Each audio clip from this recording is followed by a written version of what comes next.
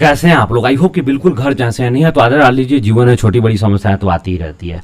आज के इस वीडियो में ज्योग्राफी के छठा चैप्टर का हम लोग पोस्टमार्टम करने वाले हैं, जिसका नाम ऊर्जा संसाधन या शक्ति संसाधन है। इससे रिलेटेड जितने भी इंपॉर्टेंट क्वेश्चंस हैं उसका हम लोग पोस्टमार्टम करेंगे और बवाल मचाएंगे। जितने भी एग्जाम में पूछे गए क्वेश्चंस हैं इन सारे क्वेश्चंस का भी एक कलेक्शन किया है हमने, और जितने भी इंपॉर्टेंट क्वेश्चन हैं उन सारे क्वेश्चंस को भी इनमें हम लोग इंक्लूड किए हुए हैं। ये सेशन जो है, ये वीडियो जो है आपके लिए बहुत ही इंपॉर्टेंट होने वाला है, जिसमें आपका खनिज संसाधन और ऊर्जा संसाधन का जो है, खनिज संसाधन तो पिछले वाले वीडियो में हम लोग कर लिए थे, ऊर्जा संसाधन और शक्ति संसाधन का पूरा जो कंसेप्ट है आप बिल्कुल इसका एकदम बवाल मचा देंगे और इसको आप लोग कंसेप्ट को क्लियर कर सकते हैं। बस लास्ट तक वीडियो में बने रहिए और आराम से धैर्य के साथ आदर्श मानव की तरह देखते रहिए, ठीक है ना। तो चलिए हम लोग बिना किसी समय गवाए मिल के मचाए बवाल विद बहुत सारा सवाल। यहाँ पर जो सबसे पहला हम लोग ऊर्जा संसाधन, इसी को हम लोग शक्ति संसाधन भी कहते हैं, शक्ति संसाधन भी कहते हैं। देखिए ऊर्जा संसाधन का संसाधन हम लोग पहले भी देख चुके हैं। ऊर्जा क्या होता है? ऊर्जा किसी भी कार्य को करने के लिए जो आपको पावर चाहिए, जो आपको एनर्जी चाहिए, ठीक है ना, वो उसे हम ऊर्जा कहते हैं, ठीक है ना। हमारे अंदर जो भी है, चल रहे हैं, खा रहे हैं, पी रहे हैं, बोल रहे हैं, इसमें एक विशेष प्रकार का जो है ना, एक विशेष प्रकार का हमें शक्ति लग रहा है बोलने के लिए, ठीक है ना। शक्ति का खत्म हो रहा है, हरास हो रहा है, तो उसे हम लोग ऊर्जा कहते हैं। ये ऊर्जा हमें अलग अलग चीजों से प्राप्त होता है। बात समझ आ रही कि नहीं? ये ऊर्जा हमें अलग अलग चीजों से प्राप्त होता है, जिसे हम लोग ऊर्जा का स्रोत कहेंगे, ठीक है ना। ऊर्जा का स्रोत आज हम इस वीडियो में है उसी ऊर्जा के स्रोत के बारे में पढ़ने वाले हैं, जो आज विद्युत है या फिर हम किसी भी तरह कोई एनर्जी प्राप्त करते हैं, जैसे इलेक्ट्रिसिटी हो गया, कोई हीट हो गया, ये सबसे जो हम एनर्जी प्राप्त करते हैं, इसका कौन कौन सा सोर्स है, किस किस प्रकार का सोर्स हो सकता है इसे, ठीक है ना। आज की इस वीडियो में हम इन्हीं चीजों को जो है कवर करने वाले हैं और इसके प्रकार को देखेंगे, इसके इंपॉर्टेंस को देखेंगे, सब चीज को जो है ना हम लोग एक एक करके हम लोग पोस्टमार्टम करेंगे। सबसे पहले हम लोग ऊर्जा की अगर बात करें तो इसे मतलब एक तरह से ऊर्जा प्राप्त करने के एक तरह से सोर्स के बेस पर अगर हम लोग देख रहे हैं तो दो तरह का होता है। एक जो होता है प्राथमिक स्रोत, एक जो होता है प्राथमिक ऊर्जा का स्रोत, दूसरा होता है द्वितीयक ऊर्जा का स्रोत। प्राथमिक ऊर्जा का स्रोत को हम लोग पारंपरिक ऊर्जा का स्रोत कहते हैं। देखिए पारंपरिक ऊर्जा का स्रोत उसे कहेंगे कि एक ऐसा कोई मटेरियल्स, कोई ऐसा पदार्थ जिससे हम ऊर्जा जो है बिना किसी मतलब टेक्नोलॉजी के माध्यम से, बिना कोई तकनीक मतलब कि मशीन का यूज किए, बिना कोई तकनीक का उपयोग किए, उससे हम ऊर्जा प्राप्त कर लेते हैं। जी उससे हम लोग क्या करेंगे? पारंपरिक ऊर्जा का स्रोत। जैसे मान लीजिए कोयला है, पेट्रोलियम है, तो कोयला को हम लोग क्या करते हैं? ऐसा थोड़ी उसे मशीन में डालते हैं, उसे फिर उसका एनर्जी जो होता है कन्वर्ट होता है, फिर उसे एनर्जी निकलता है, दूसरा काम उसे करते हैं, ठीक है ना। कोयला को अगर जलाना है तो डायरेक्ट आप जला लीजिए, उसे एनर्जी आपको मिलना शुरू हो जाएगा। पेट्रोलियम है तो पेट्रोलियम को डायरेक्ट आप गाड़ी में डालिए, आपका उसका काम होना शुरू हो जाता है। बस समझे कि नहीं? मशीन में डालिए, काम होना शुरू हो जाता है। मतलब ये कि जब हम प्राकृतिक से निकाल करके उसमें बिना किसी तकनीक के माध्यम से, बिना किसी उसमें दिमाग लगाए, हम उसको क्या कर सकते हैं? यूज कर लें, ठीक है ना, काफी आसानी तरीका से उसे एनर्जी प्राप्त कर ले, तो उसे क्या कहेंगे हम लोग? पारंपरिक स्रोत। मतलब क्या? पुराने तौर तरीके से, उसमें कोई नया दिमाग, कोई नया मशीनरी का यूज नहीं करे, उसे प्राथमिक स्रोत भी कहेंगे। क्यों प्राथमिक स्रोत कहेंगे? क्योंकि उस प्रथम रूप में ही प्राप्त, उसमें दूसरा किसी भी तरह कोई भी टेक्नोलॉजी का माध्यम या फिर किसी भी तरह कोई भी दूसरा मशीनरी का यूज नहीं किया जाता है। बात समझ नहीं? और प्राथमिक रूप से ऊर्जा मतलब एक तरह से हमें प्रकृति से प्राप्त भी होता है, ठीक है। जैसे कोयला डायरेक्ट खोद के निकालिए, पेट्रोलियम डायरेक्ट खोद के निकालिए, बात में जल विद्युत डायरेक्ट हम लोग उससे बना लिए। तो इस तरह हम लोग क्या देख रहे हैं कि यहाँ पर जो कुछ ऐसे स्रोत है जिसको हम लोग डायरेक्ट बिना किसी तकनीक, बिना किसी टेक्नोलॉजी के माध्यम से उसे ऊर्जा प्राप्त कर ले, उसे पारंपरिक स्रोत या फिर हमें प्राथमिक स्रोत। दूसरा होता है कि गैर पारंपरिक, जिससे हम विद्युत बनाने के लिए, जिससे हम ऊर्जा प्राप्त करने के लिए मशीन का, टेक्नोलॉजी का प्रयोग करना पड़ता है, उसे हम लोग क्या कहेंगे भाई साहब? उसे हम लोग कहेंगे आपका गैर पारंपरिक या फिर द्वितीयक स्रोत। मतलब क्या कि हम एक बार प्रकृति से ला रहे हैं और उसका फिर से उसको कन्वर्ट कर रहे हैं किसी टेक्नोलॉजी, किसी मशीन के माध्यम से, तो उसे द्वितीयक दो बार कर दिए, ठीक है ना, दूसरी बार में प्राप्त हो रहा है, इसलिए द्वितीयक स्रोत या फिर गैर परंपरागत। परंपरागत का मतलब ही होता है जिसमें किसी भी तरह का कोई टेक्नोलॉजी का यूज नहीं किया जा रहा है, लेकिन गैर परंपरागत का मतलब हो गया कि उसमें टेक्नोलॉजी यूज किया जा रहा है। तो चीजों को समझना है बड़ी आसानी से, कोई बड़ा कुछ नहीं है, बस समझना है, समझ जाएंगे बवाल मचा देंगे।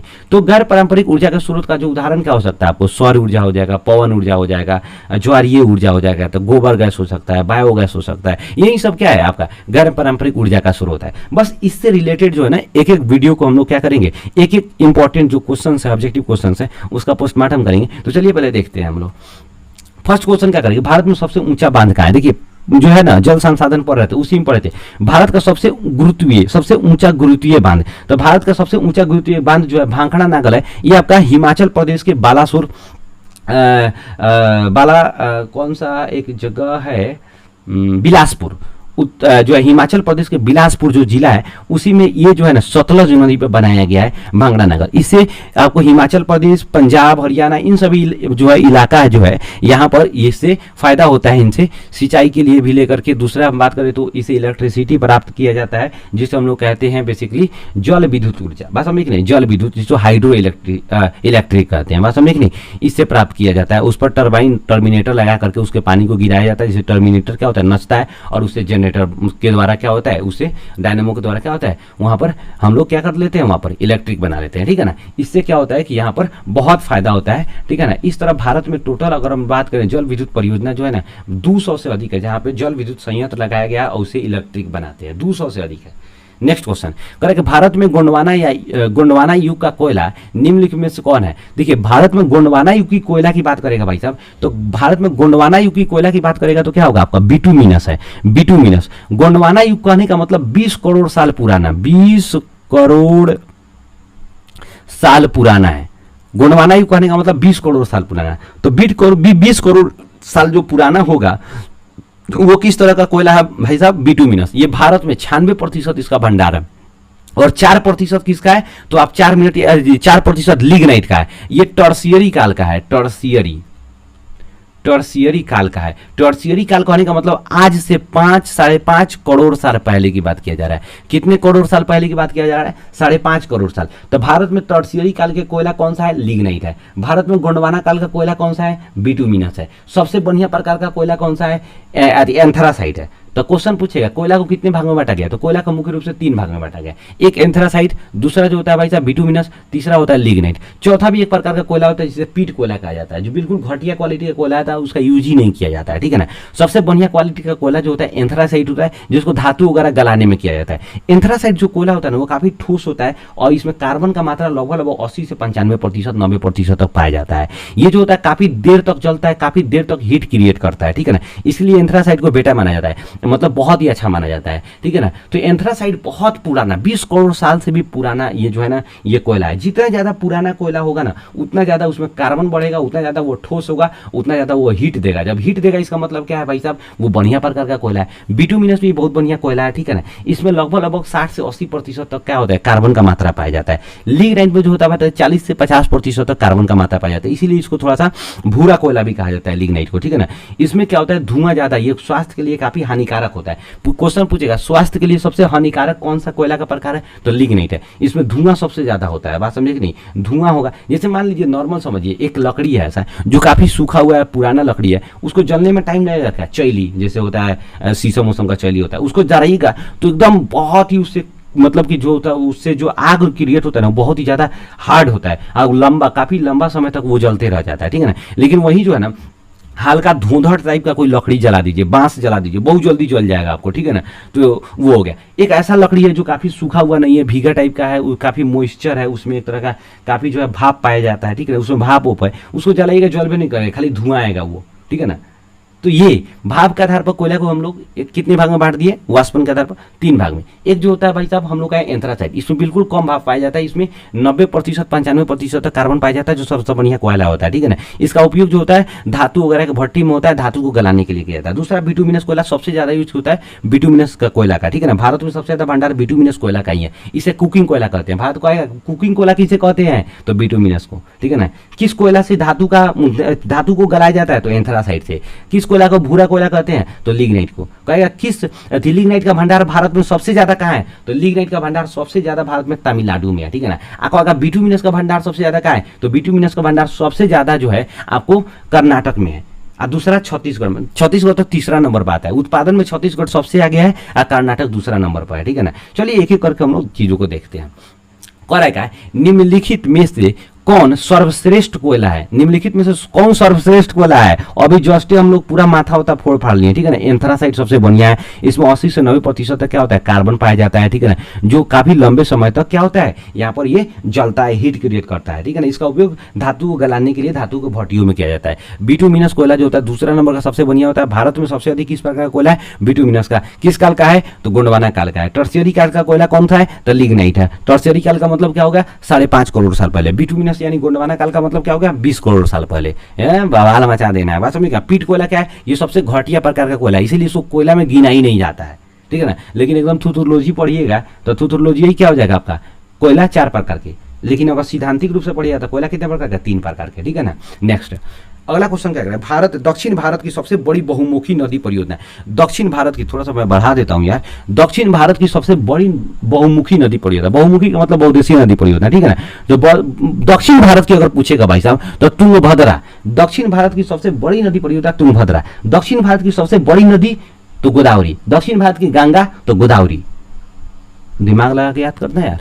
नेक्स्ट, लिग्नाइट का विशाल भंडार कहां पर है, तो तमिलनाडु। अभी जस्ट बोले लिग्नाइट का विशाल भंडार कहां पे है, तमिलनाडु में। क्वेश्चन करा गोविंद सागर झील किस बांध के पीछे है, बहुत बढ़िया क्वेश्चन है। गोविंद सागर झील जो है ना ये भांखड़ा नांगल बांध के पीछे है, ठीक है ना। हीराकुंड मत याद कीजिएगा, हीराकुंड के पीछे कोई मतलब यहाँ पर नाम है हर जलाशय, जितना भी बड़ा बड़ा जो है ना बहुउद्देशीय परियोजना भी डैम बनाया जाए उसके पीछे देखिएगा वो डैम का मतलब क्या होता है, एक बड़ा सा डैम बना दिया जाता है, उसके पीछे बहुत सारा एरिया में क्या होता है, पानी को घेर करके रखा जाता है, ठीक है ना।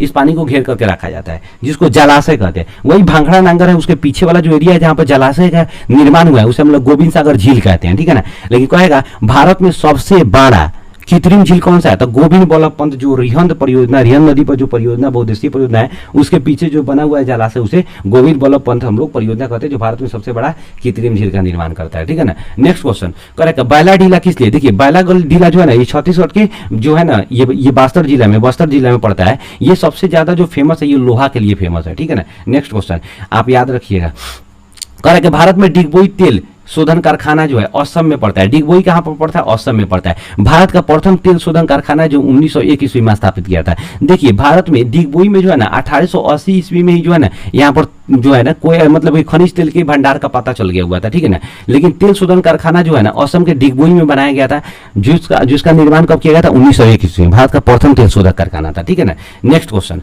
करेक्ट, खंभात की खाड़ी भारत के किस भाग में, देखिए खंभात की खाड़ी का मतलब क्या है, गुजरात में पड़ता है। तो गुजरात भारत के किधर है, इस साइड में। इस साइड का मतलब क्या हो गया आपको, पश्चिम भाग में, इसलिए यहाँ पर क्या हो जाएगा, पश्चिम भाग, ठीक है ना। नेक्स्ट क्वेश्चन करा कि हीराकुंड परियोजना बांध बनी है, तो हीराकुंड परियोजना बांध बनी है किस नदी पर है, तो हीराकुंड महानदी पर उड़ीसा में पड़ता है, ठीक है ना। और वहीं पूछेगा पिछला हम लोग भाखड़ा नांगल, तो सतलज नदी पर कहाँ पे, हिमाचल प्रदेश के बिलासपुर जिला में है। उससे फायदा किन किन राज्यों को होता है, तो आपका हिमाचल प्रदेश है ही, हरियाणा, पंजाब, ये सब इलाका को। नेक्स्ट करेक्ट, भारत में प्रथम जल विद्युत केंद्र कौन सा है, देखिए प्रथम जल विद्युत केंद्र है तो शिव समुद्रम कर्नाटक के कावेरी नदी पर प्रथम जल विद्युत संयंत्र है, जो 1902 ईस्वी में इसका स्थापना किया गया था। भारत का प्रथम जल विद्युत संयंत्र कौन है, शिव समुद्रम कर्नाटक के कावेरी नदी पर। जल विद्युत संयंत्र का मतलब क्या होता है, डैम वगैरह बनाया जाता है, जो बड़ा सा डैम होता है, ठीक है ना, उससे क्या होता है, इलेक्ट्रिक बनाया जाएगा, हाइड्रो इलेक्ट्रिसिटी कहते हैं, ठीक है ना। जल विद्युत का देख रेख किस कंपनी के पास होता है, तो यहाँ पर आप लिखिएगा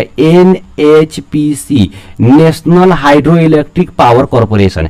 वो कहेगा ताप विद्युत केंद्र विद्युत केंद्र का देख रेख कौन करता है, तो NTPC याद रखिएगा, नेशनल थर्मल पावर कॉर्पोरेशन, ठीक है ना। एक एक चीज का याद रखिएगा, मजा आएगा आपको, ठीक है ना। चलिए नेक्स्ट करा क्या, अलंकेश्वर में किस शक्ति के साधन की प्रचुरता है, देखिए अलंकेश्वर में खनिज तेल सबसे ज्यादा है। अलंकेश्वर कहां पड़ता है, तो गुजरात में, गुजरात के खंभात की खाड़ी, गुजरात के अलंकेश्वर, ठीक है ना। ये सभी जगह पर बहुत अच्छा खासा मतलब जो है ना ये सोर्स है एनर्जी प्राप्त करने का, ठीक है ना। दूसरा, भारत में सबसे अधिक तांबा, तो भारत में सबसे अधिक तांबा की अगर बात करेगा तो याद रखिएगा भारत में अगर इस पूरे के पूरे अगर ऑप्शन से देख रहे हैं तो ऑप्शन से राजस्थान सबसे बढ़िया सबसे अच्छा खासा है, ठीक है ना, राजस्थान। लेकिन अगर आप ओवरऑल आप देखेंगे तो ओवरऑल सबसे ज्यादा जो है भाई साहब ये जो है ना मध्य प्रदेश में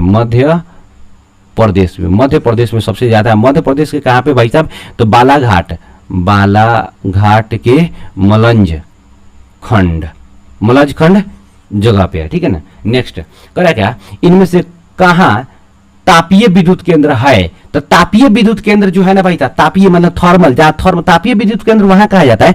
ये सब विद्युत केंद्र का मतलब इलेक्ट्रिसिटी का निर्माण किया जाता है। तो 3 तरह का तापीय विद्युत केंद्र होता है, मतलब कि विद्युत केंद्र होता है जहां पर से इलेक्ट्रिक बनाया जाता है। एक तो तापीय विद्युत केंद्र होता है, तापीय विद्युत केंद्र। दूसरा होता है कि जल विद्युत केंद्र होता है। तीसरा जो होता है भाई साहब आप याद रखिएगा परमाणु विद्युत केंद्र होता है, परमाणु या आणविक विद्युत केंद्र होता है, जहां पर से परमाणु जिसे मतलब कि यूरेनियम वगैरह का जो है ना प्रयोग करके, थोरियम वगैरह का प्रयोग करके इलेक्ट्रिसिटी बनाते हैं। तो तापीय जो होता है ना यहाँ कोयला से बनाया जाता है, कोयला से बनाया जाता है। जल जो है, जल विद्युत केंद्र, उसे जल से बनाया जाता है डैम वगैरह पर। परमाणु विद्युत केंद्र यूरेनियम वगैरह, यूरेनियम या थोरियम, थोरियम का उपयोग तो भारत में, भंडार भारत में सबसे ज्यादा है, ठीक है ना। और तो ये सब जो है, ये 3 प्रकार का जो होता है विद्युत केंद्र होता है जहां से इलेक्ट्रिसिटी बनाया जाता है। तो तापीय कोहरा इसका मतलब क्या है कि कोयला से बनाया जाता है। तो कोयला से बनाने के लिए कोरबा है, कोरबा, ठीक है ना। ये बहुत ही फेमस है, किस लिए? तापीय विद्युत केंद्र के लिए, ठीक है ना। उकाई, मसान जोड़, कोयना, ठीक है ना, ये सब जल विद्युत केंद्र के लिए, जल विद्युत केंद्र है, इसके लिए बहुत ही फेमस है, ठीक है ना। ये तीनों, यहाँ पर आंसर क्या हो जाएगा? कोरबा, क्योंकि तापीय पूछ रहा है, ठीक है ना, थर्मल पावर।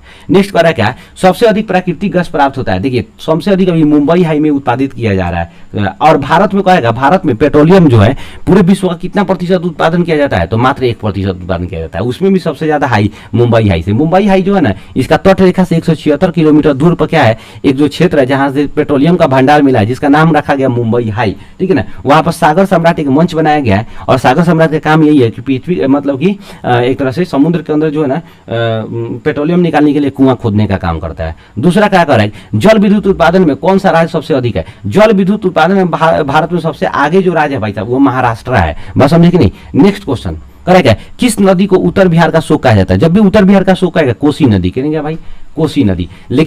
लेकिन अभी भी कहा जाता है, लेकिन इससे भी भयंकर पहले था, इससे और भयंकर बाढ़ आता था। लेकिन क्या किया हनुमान नगर, नेपाल का हनुमान नगर में क्या किया गया? उस पर बैराज बना करके, डैम बना करके इसके पानी को रोका गया और उसको नियंत्रित किया गया, ठीक है ना।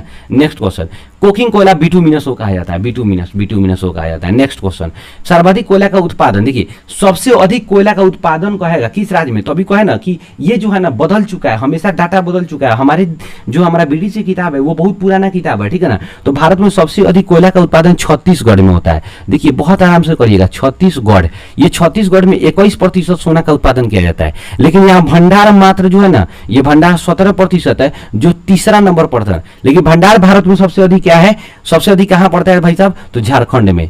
झारखंड में भंडार सबसे अधिक है, 27% कुल जो है ना, आपको देखिएगा तो 27% कुल जो है आपका भारत में कोयला का भंडार का 27% केवल झारखंड में अकेले है, ठीक है ना। तो भंडार के दृष्टिकोण से झारखंड सबसे ऊपर है, ठीक है ना। लेकिन उत्पादन के दृष्टिकोण से छत्तीसगढ़ आगे है। झारखंड में जो है ना दूसरा नंबर पर आता है, ये मात्र 20% उत्पादन करता है, जबकि छत्तीसगढ़ 21% करता है। थोड़ा ही सा का अंतर है, मात्र 1% का। ये बार बार ऊपर नीचे होते रहता है, ठीक है ना।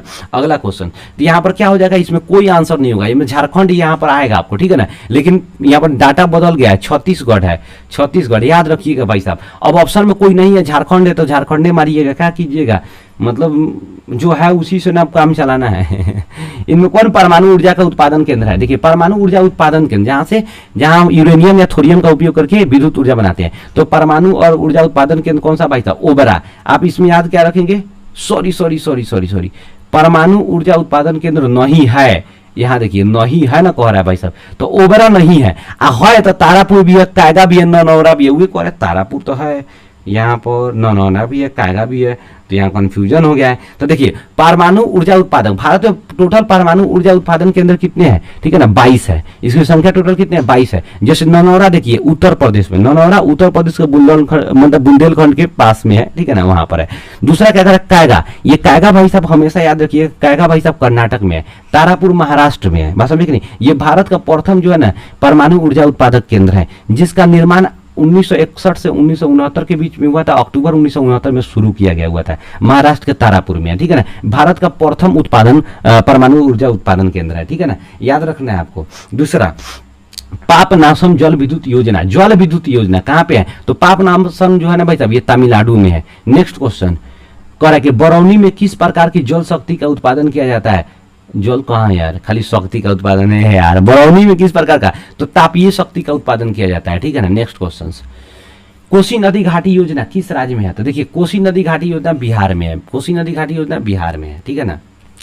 निम्नलिखित में कहाँ प्राकृतिक गैस का भंडार मिले हैं? तो देखिए अगर भंडार मिले हैं पूछेगा तो त्रिपुरा, राजस्थान में मिला है। यहाँ ऑप्शन राजस्थान नहीं है तो त्रिपुरा नहीं रहेगा, राजस्थान रहेगा तो राजस्थान भी हो जाएगा, ठीक है ना। नेक्स्ट क्वेश्चन क्या कर रहा है यहाँ पर?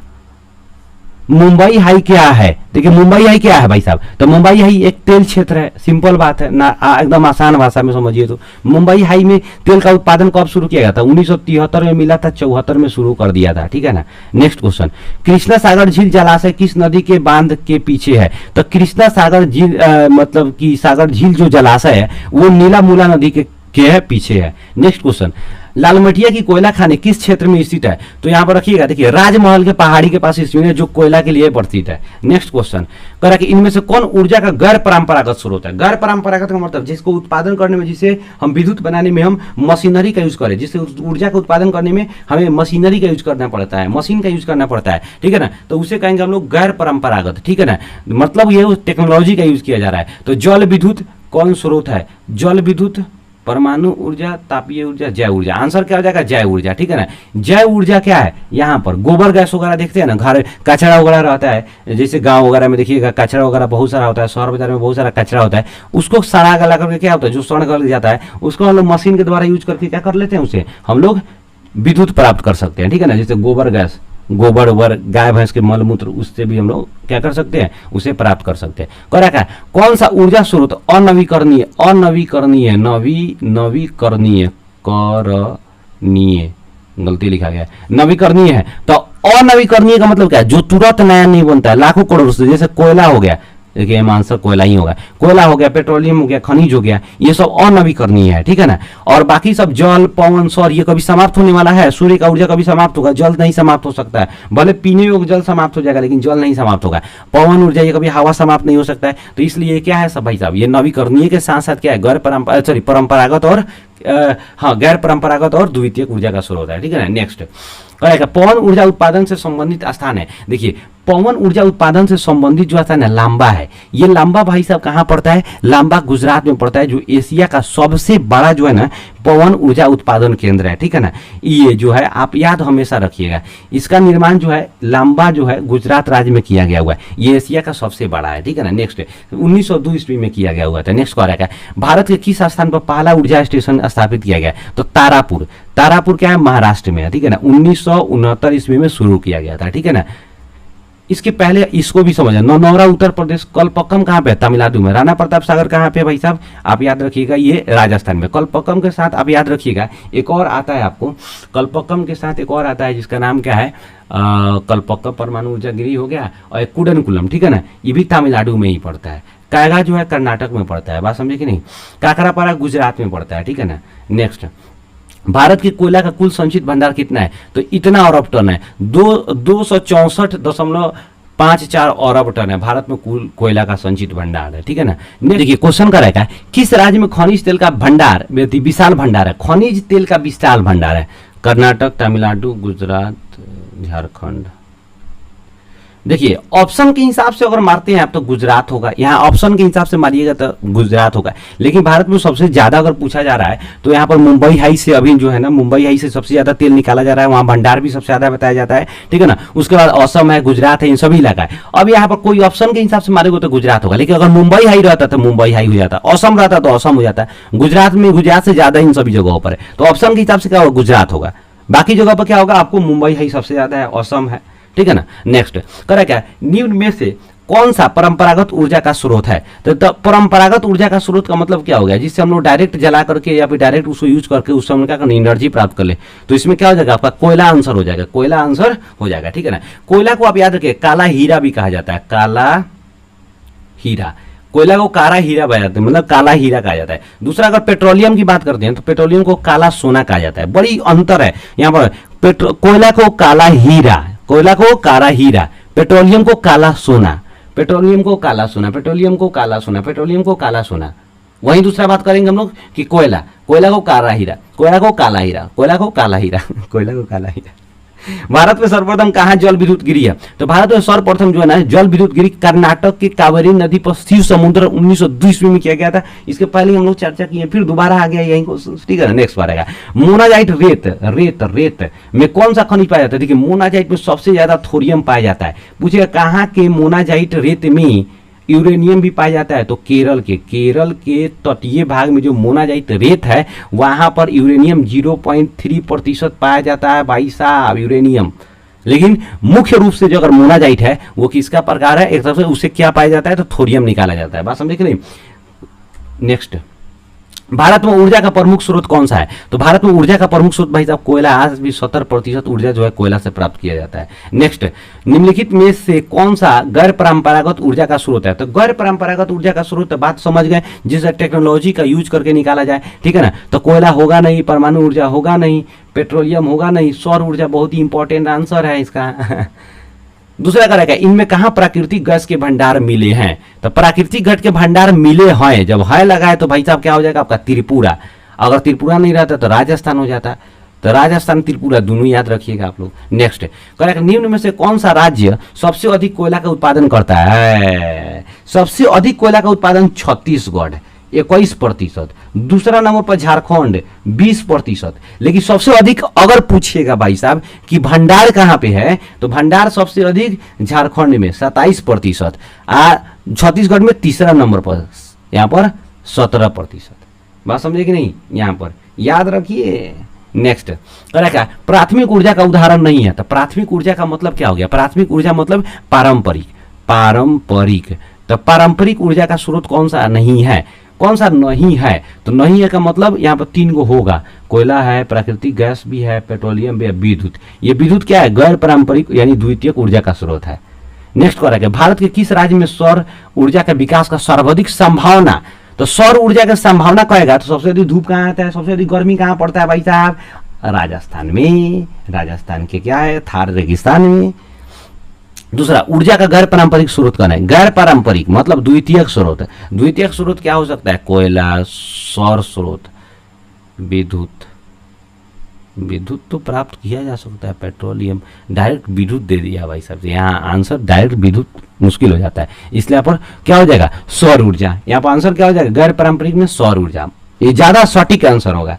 विद्युत तो डायरेक्ट नहीं कर सकते, अलग अलग टाइप का विद्युत है, लेकिन फिर भी भाई साहब विद्युत जो जनरेट किया जाता है वो मशीन के द्वारा जनरेट किया जाता है, यह भी आंसर हो सकता है, ठीक है ना। आंसर यहाँ पर क्या हो जाएगा भाई साहब आपको सौर स्रोत यानी सौर ऊर्जा। नेक्स्ट क्वेश्चन है कि एशिया का सबसे बड़ा परमाणु विद्युत गृह है, तो एशिया का सबसे बड़ा परमाणु विद्युत गृह हम लोग तारापुर देखे हुए, तारापुर, जिसका स्थापना जो हुआ था 1969 में शुरू हो गया था, अर्थात इसका बनना शुरू हुआ था 1961 में, ठीक है ना। तारापुर महाराष्ट्र में पड़ता है। नौनौरा कहाँ पे पड़ता है भाई साहब, थी में यूपी के बुंदेलखंड के पास, ठीक है ना। दूसरा कलपक्कम, कलपक्कम कहाँ पड़ता है, तमिलनाडु में। कायगा कहाँ पड़ता है भाई साहब, कर्नाटक में। काकरापारा कहाँ पड़ता है, गुजरात में, ठीक है ना, याद रखिएगा सबका। नेक्स्ट, कुडनकुलम भी पड़ता है एक तमिलनाडु में।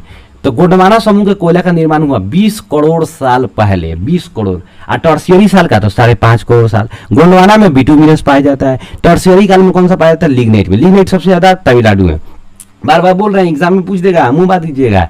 दूसरा क्या, यूरेनियम का प्रमुख उत्पादक स्थल है, तो देखिए यूरेनियम तो सबसे ज्यादा झारखंड के जादूगोड़ा में मिलता है। झारखंड के जादूगोड़ा आंसर क्या होगा यहाँ पर सही होगा, ठीक है ना। नेक्स्ट क्वेश्चन कर रहा है, भारत में कोयले का सर्व प्रमुख उत्पादक राज्य है, तो भारत में कोयले का सर्व प्रमुख उत्पादक राज्य कौन सा होगा, कोयले का सर्व प्रमुख उत्पादक राज्य, तो छत्तीसगढ़ सबसे ज्यादा, यहाँ पर झारखंड दूसरा नंबर। ये दूबेरा गया क्वेश्चन है। करेक्ट, ताप विद्युत केंद्र का उदाहरण है, ताप विद्युत केंद्र मतलब थर्मल पावर, तो थर्मल पावर भाई साहब गया, कटिहार, समझते, बरौनी, बिहार में बरौनी प्लस कांटी, कांटी मुजफ्फरपुर में पड़ता है, ये ताप विद्युत केंद्र है, ठीक है ना। ताप विद्युत केंद्र का मतलब क्या है कि विद्युत बनाया जा रहा है कथी से, कोयला से। नेक्स्ट करेगा, सर्वोत्तम कोयला का प्रकार कौन सा है, तो सर्वोत्तम कोयला एंथ्रासाइट है। उसके बाद बिटुमिनस है, बिटुमिनस को कुकिंग कोयला कहते हैं। लिग्नाइट सबसे घटिया क्वालिटी का होता है, जिसे भूरा कोयला कहते हैं। पीट कोयला तो इसको कोयला कहीं नहीं सकते हैं, लेकिन फिर भी थूथोलॉजी है जो है ना करके लोग रख दिया है। दक्षिण भारत की सबसे बड़ी नदी घाटी परियोजना, तो अभी जस्ट बोले दक्षिण भारत की सबसे बड़ी नदी घाटी परियोजना तुंगभद्रा, और दक्षिण भारत की सबसे बड़ी नदी परियोजना भाई साहब, सबसे बड़ी नदी है गोदावरी, इसलिए दक्षिण भारत की गंगा भी कहा जाता है गोदावरी को, ठीक है ना।